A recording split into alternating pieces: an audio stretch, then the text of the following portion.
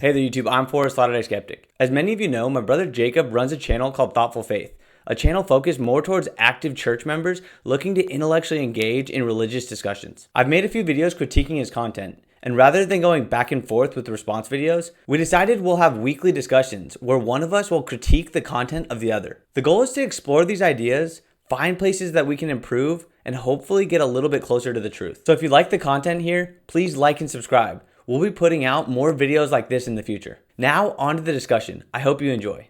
Let's get into this. So in these videos, Forrest and I offer critiques of each other's video. One of us plays the role of the critic, offering the critique, and the other one plays the role of the apologist, defending maybe some of their ideas.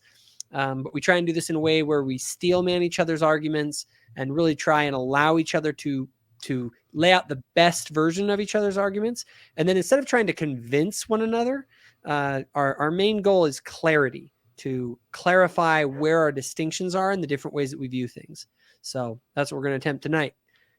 So tonight we're going to be going into one of my videos. So I'm playing the apologist and Forrest is going to be the critic. And let's get into it. Forrest, take it away. Cool. Yeah, I think we're good just to hop into that first clip. Cool. All right. Let's pull up a clip here. This was you want to do the interview that I had with Chris Hanna? Yep. And cool. It was fun. Me and Chris had a good discussion in the comment section, and then we had a good discussion on his podcast as well. Awesome. Very cool. So I hashed out a few things with him. Let's go to the clip. What timestamp are we at? 48:48. And then play it to about 50:51. Okay, 48. Here we go. Yeah, 48 and 48 seconds. It's probably right about the spot. Okay, come forward a little more. This is probably close enough. Here we go. I'll mute my mic.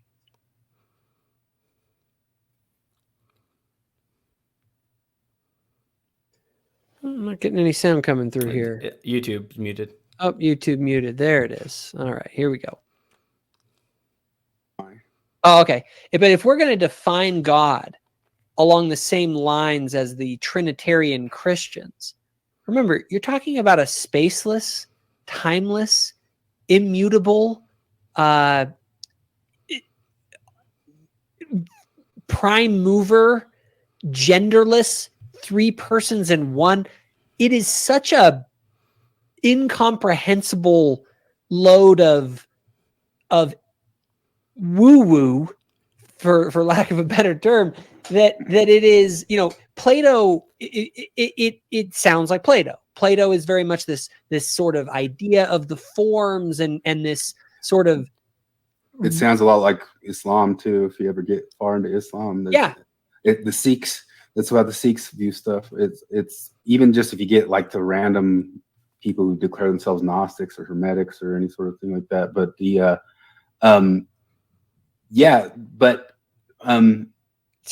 I guess my point, just real quick, is that Jordan Peterson fits into that same mold.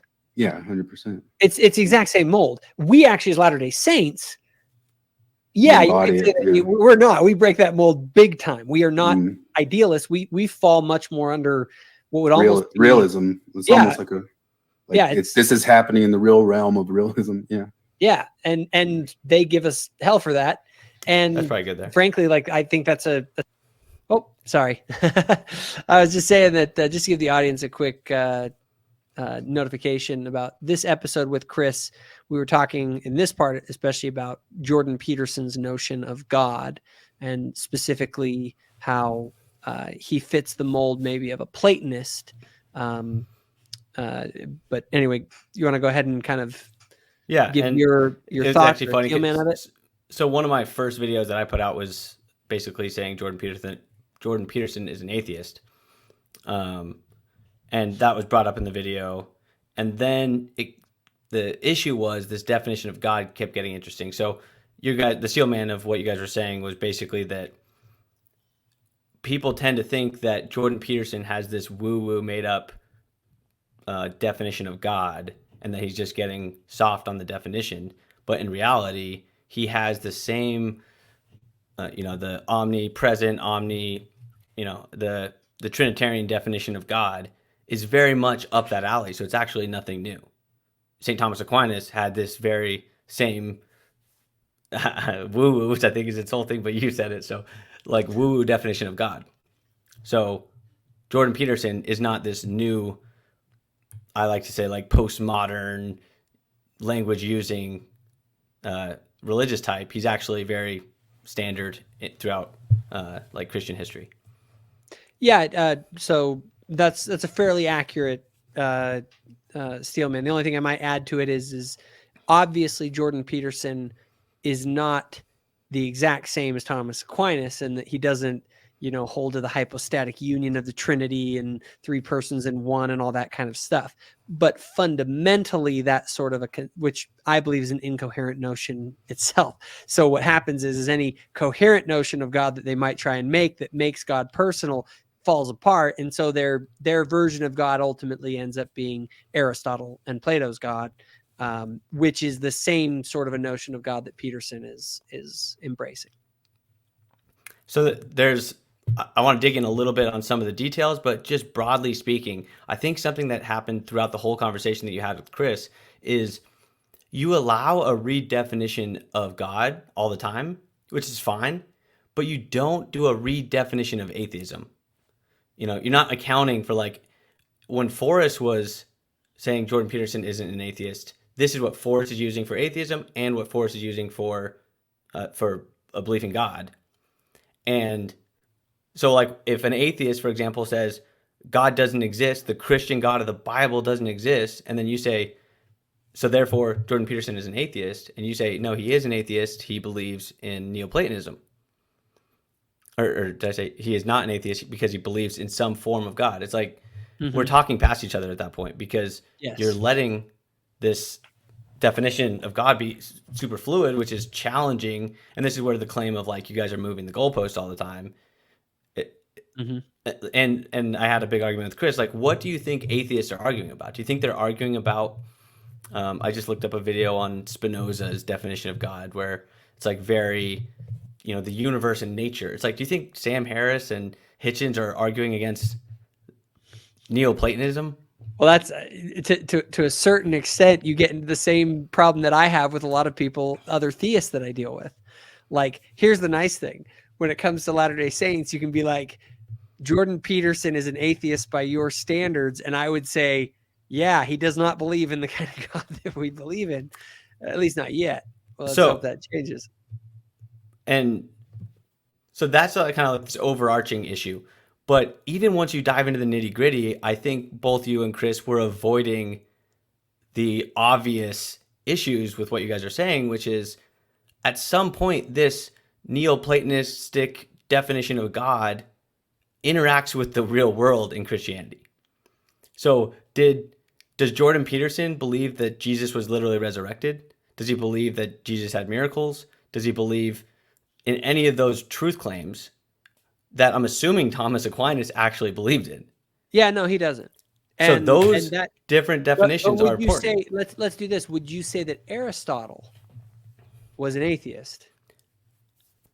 I would say, what is your definite? This is one of my questions, what is your definition of God? That is exact. Now you're getting to it. Okay, all right, we're getting to it, but like, actually, what do you? How would you? I'll give you mine. For our own clarity. My definition of God. When I use the term God, what am I describing? I am describing the Father, a being in the universe who is the same species as myself, in some sort of a higher exalted form, who ultimately organized and created the cosmos. But I would also say this, that question that you're asking is literally the thing that theists are all debating amongst ourselves. Like, that is the great debate of theists. What in the heck is this notion of a higher power? What does it come down to? And the Christian will disagree with me. People within the Church of Jesus Christ of Latter-day Saints will have disagreements about what they mean when they're saying God based on the characteristics of who God is. And so the question to ask anyone when they talk about God is, what are you describing with the word God? And what you will find often is that and this is one of the things that bugs me about kind of classical theists and a lot of the Christian world, they give me an answer that's totally incomprehensible and I just agree. It's just garbage. They're not describing anything, and so I don't even know what to say to them. So, and the reason this is an issue is because there's in individual conversations we can define our terms. That's good, but there is a somewhat universal conception of God that's colloquial that most people understand. And additionally, there's a definition of atheism that most people understand. It gets the colloquial. That's one of the problems. The colloquial definition is often. I can give you a colloquial definition that's so broad that no, but I can give you a broad one that we could agree on. We don't need the details. Power, we could say a higher power that interacts with the world, maybe. Yeah, or a higher power that. Well, let's actually let's just say the Christian God, because let's say you're an atheist going after Christianity. What if someone in reference to Christianity says, I'm an atheist? What God are they not believing in? Yeah, they're not believing in the person who rose from the dead 2,000 years ago. Yeah, exactly. So I think. And Jordan Peterson absolutely does not believe, from what I can tell, in the literal resurrection of Jesus Christ, which in my opinion is a prerequisite for anyone calling themselves a Christian. If you do not believe that Jesus Christ literally rose from the dead in bodily form, then you are not a Christian. Period. So, and then the other part of it is also the definition of religion that comes up. Because it gets kind of used, and even Chris is using it, you're using it of oh, you're religious too. And from my understanding, the way you guys are using it is, there's kind of two pieces. A, do you have something at the high or at the top of your value structure? And two, is it unjustified? Do you have faith in it? Is it an unjustified assumption? Is that how you guys are using the word religious when you say an atheist is religious? So when I use the term religion, I'm using the term as to describe the structure of a person's, how do I even describe it? I'm using it to describe the way a person acts in the world in relation to their value hierarchy. That's where I would say and you guys brought it up. It's impossible to not be religious, and then it makes the word just a useless term. No, but I think it actually is a very useful term. I like to define it in that way, because when I define religion as that, because I don't see a meaningful difference between I have a particular set of beliefs that result in a value that justify. I guess I'll put it this way. A religion is a set of beliefs that attempts to justify your value structure. That's what I say. The narratives that you utilize to justify your value structure. I understand that, and as much as I don't like the idea, I understand it. I think you guys are dodging by not including some supernatural aspect. So here's the thing about supernatural. If you're going to apply that, the problem is that if you apply supernatural, that has to have supernatural or a claim about the afterlife. How about that? I think claims about the afterlife are religious in nature. Are essential to a religion? Yeah, I think so. It's hard to talk about a religion that doesn't have a claim about an afterlife, unless you start talking about any belief system that has.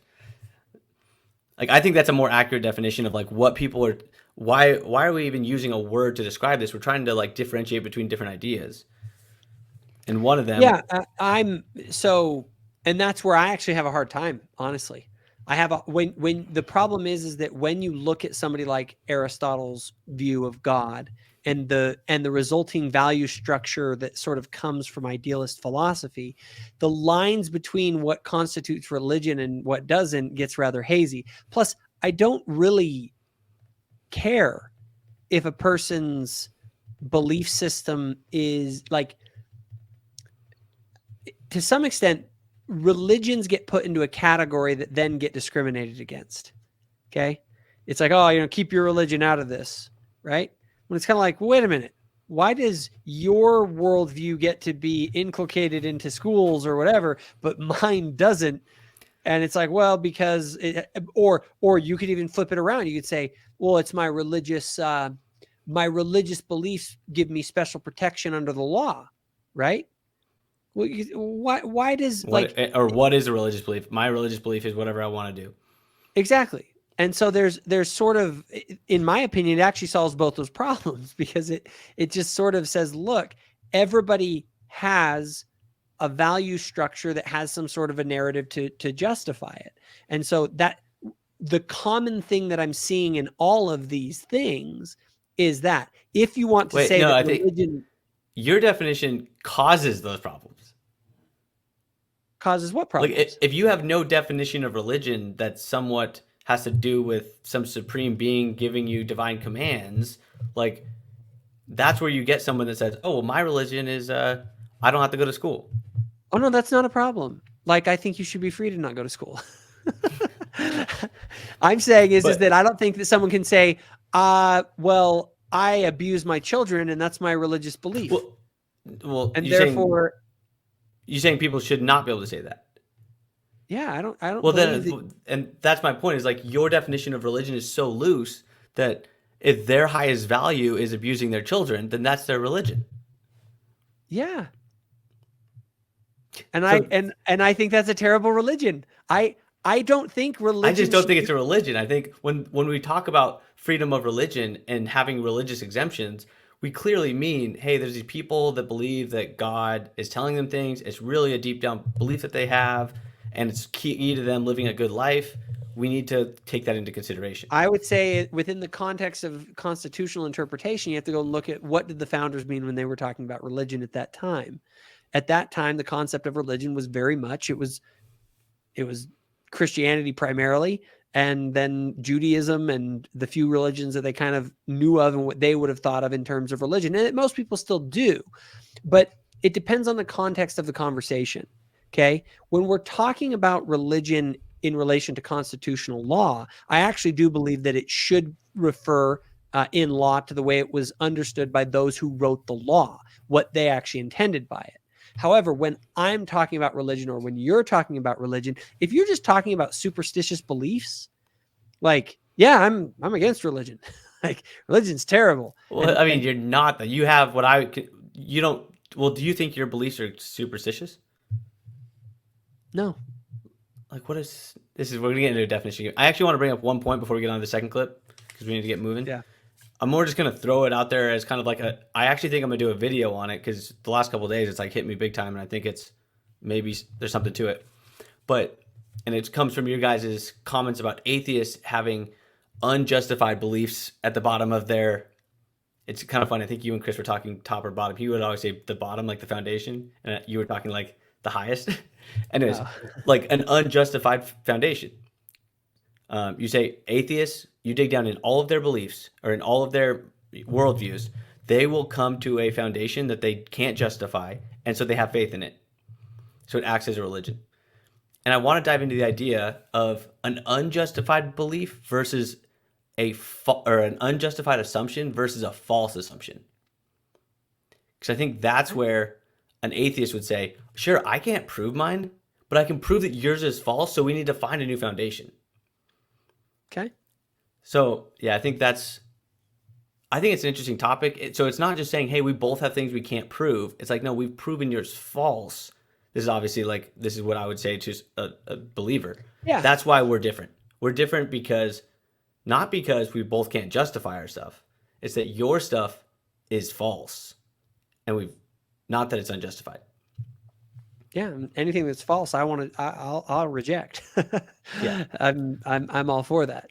Because and frankly, that's the other thing to keep in mind. One of the things, I actually don't like defending "quote unquote" religion, because I actually believe that most other religions are false, and are based on all sorts of bad things.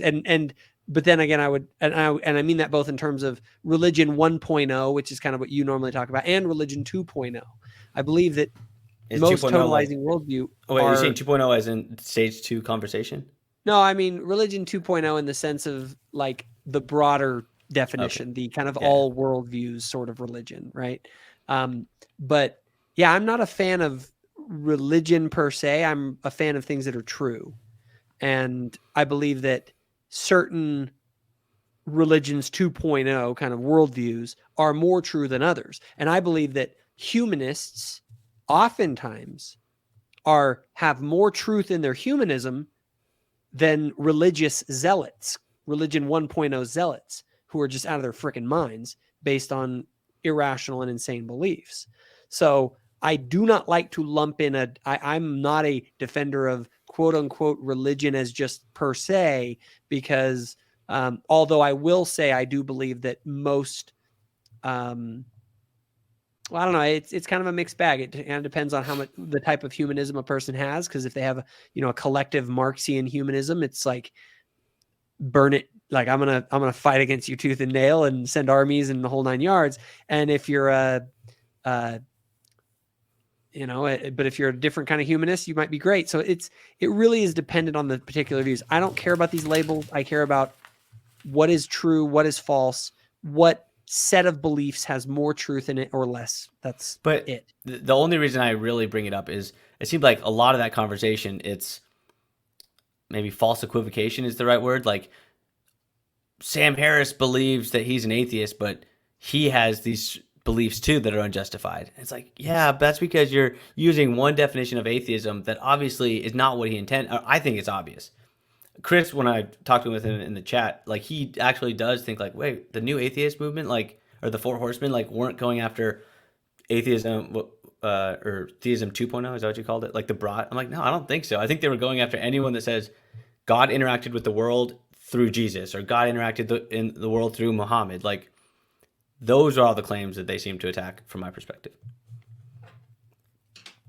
Oh, you kind of cut out there for a second, Forrest. You were saying the Four Horsemen of the new atheists?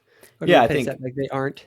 So I think that they were going after truth claims where God interacted with the world. That kind of a God, I think you call it 1.0. And it seems like sometimes you guys will laugh at them thinking you guys are hypocrites. You talked about not believing in God, but yet you do have a hierarchy of values and you do have faith in your fundamental premise or your fundamental assumption. And it's like, yeah, that's because when they were talking about atheism, they're talking about 1.0. If they're just going after false superstitions, I'll be right there with them. I think the problem is that they paint with too broad of a brush and want to go after any sort of belief system out there that holds up any kind of religious truth claim of God interacting with the world. Yeah, that's what they go after. Fair enough. But that's different than a value structure. But the problem is that the value structures depend on something higher. I would argue, as the presuppositionalists do, that Sam Harris can't make sense of the world without certain presuppositions. Well, that's what I'm saying. Of course, yeah, we have if you went why to all of his beliefs, you get to the bottom and you'd have an unjustified assumption. Yep. But he's not claiming that he doesn't. But the thing is that those assumptions can be justified in a Christian worldview more plausibly than he can. That's what I would argue. You'd have to see my video. I think that religion doesn't answer any of those questions. It's also an infinite regress. It doesn't solve the foundational or the pyramid of foundational knowledge or whatever. Like you guys don't have a foundation that's unjustified. Well, then we're gonna have to we'll have to do a video on that one. Let's go on to the next clip. All right. Next clip is at 37 minutes, 30 seconds. Oh, yeah. I was listening to their conversation. I was kind of almost frustrated listening to it because I couldn't help but be like, dude, yeah, you prefer that everyone leave each other alone and that we all have our own little like areas that we all kind of do our own thing. And we all leave each other alone and live the lifestyles we want. That's arbitrary. What if my value system is, no, I'm going to go and take over the world and I'm going to dominate all of you guys and I'm going to take all the resources. I'm going to kill every one of you. And I'm going to enslave you all. And I'm just going to, leave it for me and do what's best for me and my tribe. Right. And my thing is I don't see how anyone gets around that problem, because if it is just power and preference, then we are just in a Hobbesian nightmare. And I think that Foucault, that's good there. This is where I'm actually, all right. So I'll start with the steel man. Basically, if without God, it's all that you can really see is that there's power and preference. And then if you desire a certain thing and you want it and you have the power to get it, there's nothing stopping you. And then we live in a Hobbesian nightmare, and that's just the way the world would be. Yeah, I think when you take away the concept of any sort of a cosmic justice, all that you're left with is us, and I would say me. I'm left with me, and I have things that I want, and then I either have the power to get it or I don't. And I'm in a world full of people that are just like that. Their highest good is well-being, meaning rationally, I think your individual, like my well-being, is the most important. And so everything in life is a means to the end of me getting well-being, which is what I ultimately want. That's my preference. And then power is just the way that I go about getting that. So you had posed a question. You said, like, what if the world is just power and preference, and you wanted to go conquer the other tribe and take all the resources? Like, what's stopping you or something? Is that not the exact world we live in? Because you're posing it as in, like, you're afraid if this thing didn't exist, then we would live in this horrible world where people could just conquer. No, I believe that is the world that we live in. And I believe that, but the world that we live in isn't the full extent of reality. I believe what's missing from that equation is ultimate cosmic justice. So, yes, but I agree. But what I'm saying is your fear of the Hobbesian nightmare is basically an irrational fear, because that's the world we live in. It's already here. Oh, no. If someone wants to come and take your stuff, you have to be ready for that. That's the Hobbesian nightmare you already live in, regardless of if there's a God. So taking away God doesn't create this new problem. Taking away God leaves us exactly where we were from square one. No. Taking away God leaves away any possibility of redemption. That's the Christian message. The Christian message doesn't deny that we're in a fallen world that's unjust and basically is just power and preference. The Christian message is the gospel, the good news. The good news is that all accounts are settled and that you don't get away with anything, and that ultimately all of our well-being is interconnected, and that... Okay, so you agree that we live in a world of power and preference? Yeah, absolutely. Okay. What I'm saying, though, is that was mostly my point. My point is there's nothing to be... there's not like this new thing you need to be afraid of that might happen. I'd say it is the most terrifying thing in the entire world.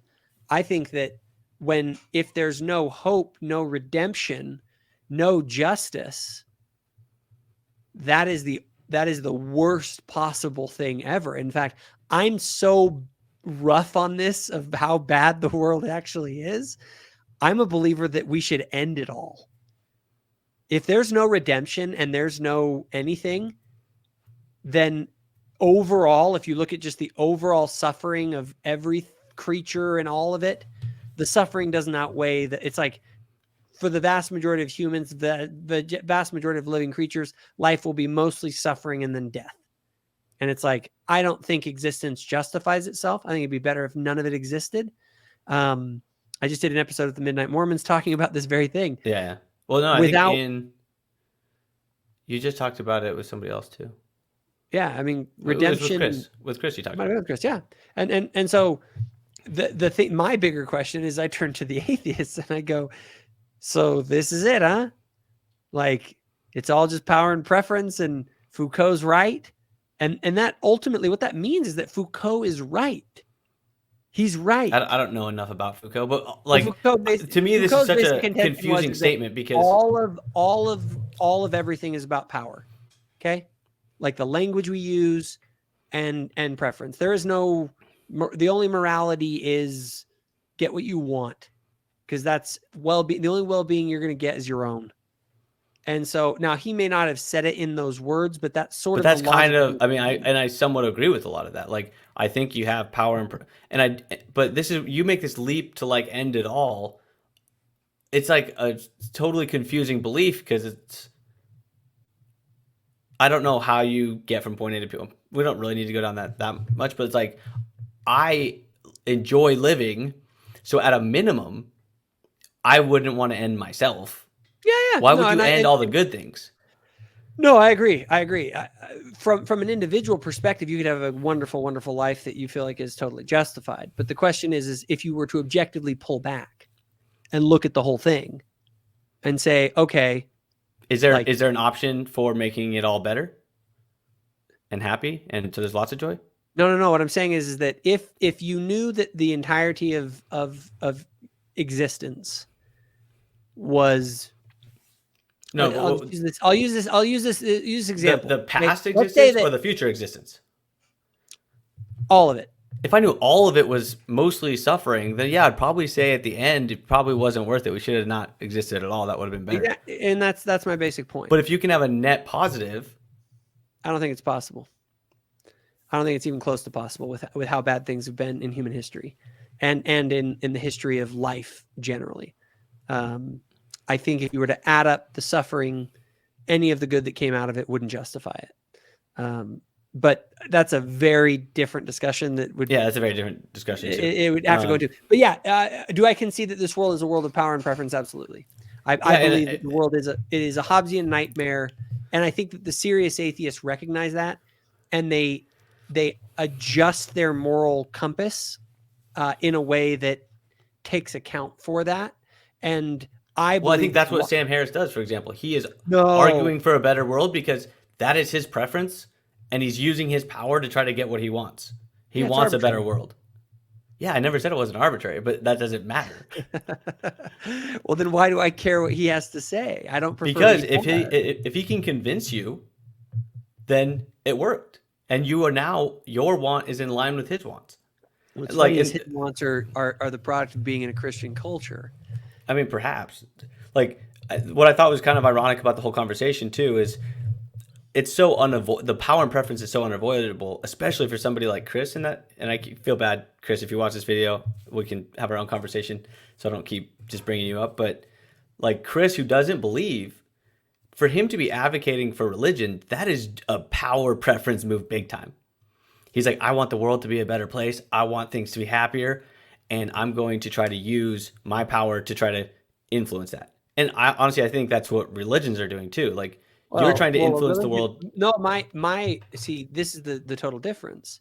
The difference is we say all power belongs to God.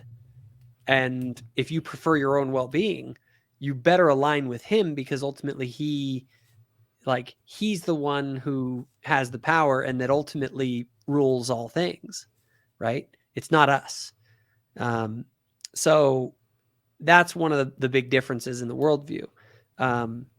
Regardless, I concede that point. So, anyway, I know we want to do a little bit shorter one. Any other? I'll give you the final word on it. Nope, that's all I got. All righty. Yeah. Well, yeah. Chris, if you're watching this, you and Forrest have to connect. I actually would love to see a conversation between you two. That'd be fun. Thanks for joining us, everyone. Hope you all have a good night. Thanks a lot. That's all I've got. I'm Forrest, Latter-day Skeptic. Please like and subscribe, and thank you for watching.